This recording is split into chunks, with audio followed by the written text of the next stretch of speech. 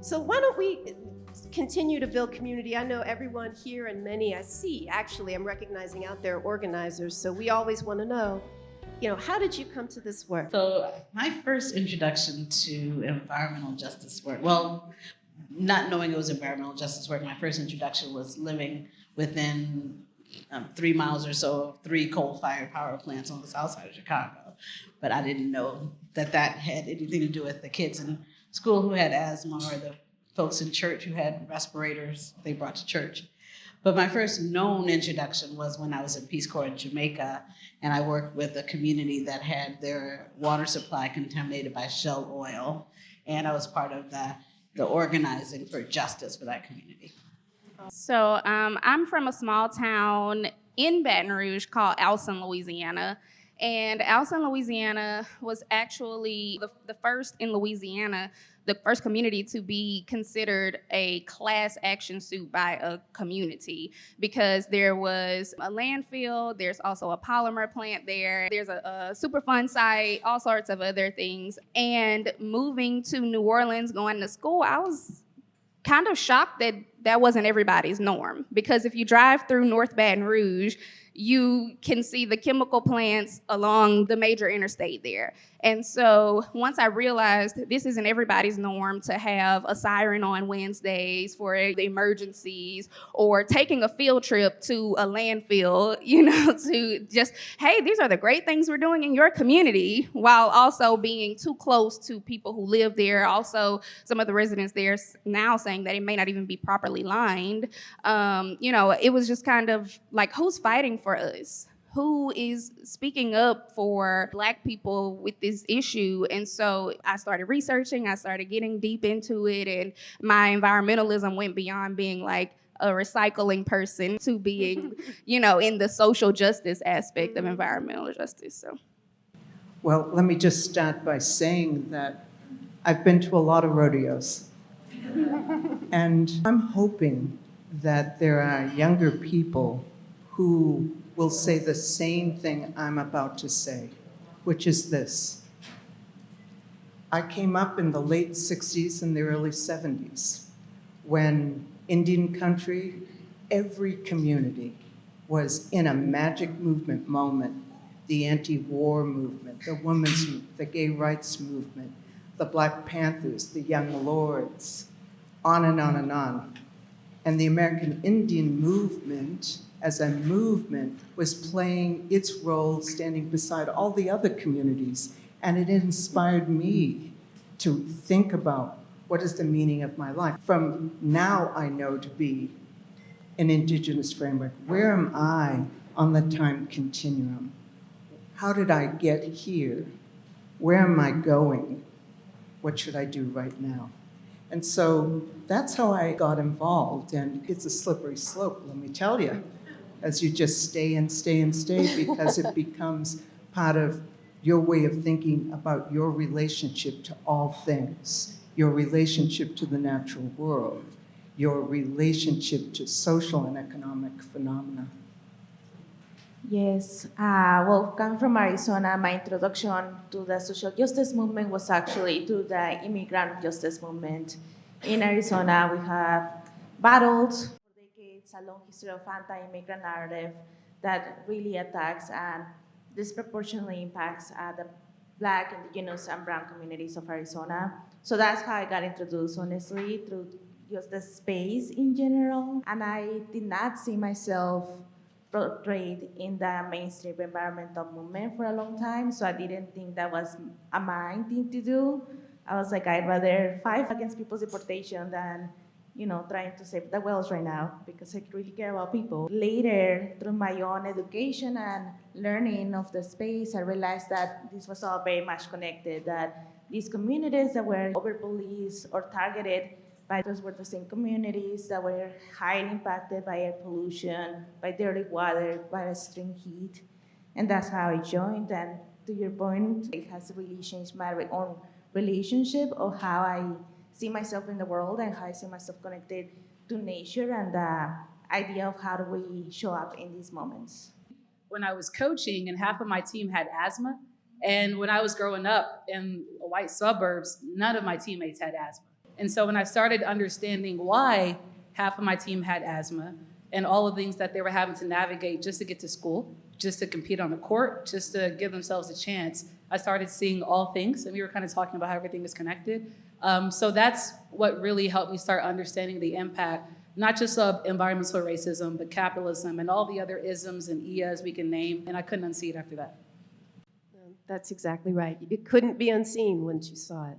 So thank you for that. And now I think it's time to dive in really to the meat of what we're talking about today. I'll just go ahead and ask it because the question is, what's at stake for you leading up to these elections? I mean, tell us where you are, like in this moment, in your community, and in your work in terms of what's at stake, with who you're working with in place for you. And VNA, why don't you start? In Arizona, we have a 2-page ballot. So even though we have the top of the ticket, the Senate races, we have a very long ballot. That means that a lot of people are gonna probably skip over. And in that ballot, there's issues around environmental justice, there's very heavy attacks on the immigrant community, there's the abortion ballot issue, there's many issues that are gonna be showing up for people. And what really is at stake is the education of voters at this moment. I think it's really concerning. There's a lot of misinformation, disinformation, democracy attacks. We have, unfortunately, through the state, many county recorders were election deniers or believe in election denialism. So there's a lot happening at a moment where prices are high. Arizona is still dealing with 100-degree weather as of today, a day after fall. People are still paying over $700 on their utility bill. People are still struggling to pay rent or pay for their groceries, and at the same time, now they're being bombarded with all this bad information as well about the elections. So there's a lot at stake. What's at stake, I think, is there's a lot of real possibilities, right? In Arizona, I think we have shown that the nation, and ourselves that we can do hard things and that we can move forward and that we can progress. And I think that is also what's at stake, is a show of power of what organized people means and what organized money means. And I feel very excited about that because, quite honestly, like 10 years ago, I don't think I would believe that we're so close to figuring out how to work together so well. Now that we're super close, we still have a lot of work to do, but it's exciting to see the state grow to a state that can be more mindful of the communities that inhabit it. So New Voices works to build power for and alongside Black women, Black queer folks, and Black marginalized people. And when we say Black marginalized people, we're talking about people who are formerly incarcerated, currently incarcerated, sex workers, young people, solo parents. So blackity black, black, black. And for me, what is really at stake in this moment is a lot of people are becoming politically curious. They're frustrated. And also, I'm recognizing that people are not just lending themselves or gravitating towards despair. People want answers. And so we have opportunities to utilize narrative strategy, cultural strategy, be honest with people about the ways that they have historically been disfranchised in this country, but also offer to them real avenues and pathways of change in which they can partake in the reshaping of their individual lives and their communities' lives. And that is extremely exciting. What excites me about justice is the feasibility of it. I think that justice is well within our reach. I think that liberation is well within our reach. And I think a lot of what we aspire towards can be achieved in our lifetime. I think at the bed of that, at the foundation of that, is true community building. One of my favorite quotes is, if you have come here to help me, you're wasting your time. But if you have come here because you realize that your liberation is bound to mine, then let's get to work. And that's how we approach this work. And so, oh, thank you. Oh. Well, but yeah, that really excites me because I like talking with people and meeting them where they're at and then watching the dots connect for them. And I think with a lot of the public discourse on this election, people are like prime and ready to enter our movement and participate in a very real way. So that's what's at stake. I don't want that moment to go and then we're having the same conversations 4 years from now. What I go to sleep thinking about, what I wake up thinking about, is how is it that Indian country, urban and reservation, how can we play our role, be resourced to play our role in defending democracy? And when you talk about democracy right now, we have a very stunted image of what it could be. We, Native people, have to be at the forefront of helping to shape what an inclusive, multiracial democracy could be, while we're defending ourselves from the attacks of a movement, an anti-democratic movement of millions who have diametrically opposed values to what we believe, to justice. And so I go to sleep and I wake up thinking about that. But I also know that since 2017, Dakota Access Pipeline, the struggle at Standing Rock, we interrupted the dominant narrative of who Native people are in the 21st century. The interruption of that narrative was not a change, but it gave us the opportunity, and we have been organizing, mobilizing on the local level on many different climate justice struggles. In fact, in the last 20 years, every major climate struggle has been led and or initiated by Native peoples, from the drilling in the Arctic, to the KXL pipeline, to saving salmon for those who fish and for those who subsist on it. So I think that right now, what's at stake for us is to play our role alongside the other communities and to be included in that broader pro-democracy movement. As a person leaving the Gulf South, there's a storm in the Atlantic right now.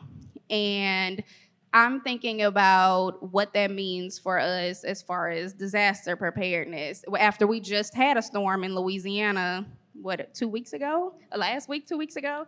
And so when I return home, that will be top of mind because it will be in the Gulf by the time I get home. And so what is at stake in Louisiana? I know this sounds broad, but it's our livelihoods. You know, we have a lot of down ballot amendments, a lot of people in city council. Baton Rouge is electing a mayor this year. There's a lot of things at stake for Louisianans when it comes to disaster preparedness, coastal protections, and, you know, how their city prepares for these things, people's livelihoods, such as their careers. You know, we have a lot of fishermen. A lot of you guys enjoy Louisiana seafood, and a lot of those things will be changing as our environment changes. And so that's what I think about when you ask me what's at stake. Our power is at stake. So as a member of the community of the global majority, I would say what's at stake is, thank you. What's at stake on a somewhat grim note is the multiple sites of genocide that are happening across the globe right now. And what's at stake is the death of 1,000 cuts that some of the communities are enduring. So for me, what's at stake is the moment that we're in, where there is more of a recognition, more of an understanding of what's happening globally. And I think there's an opportunity. We have to recognize that we have to be much more visionary, much more transformational in terms of the type of world that we want. And so for me, what's at stake is us kind of waking up.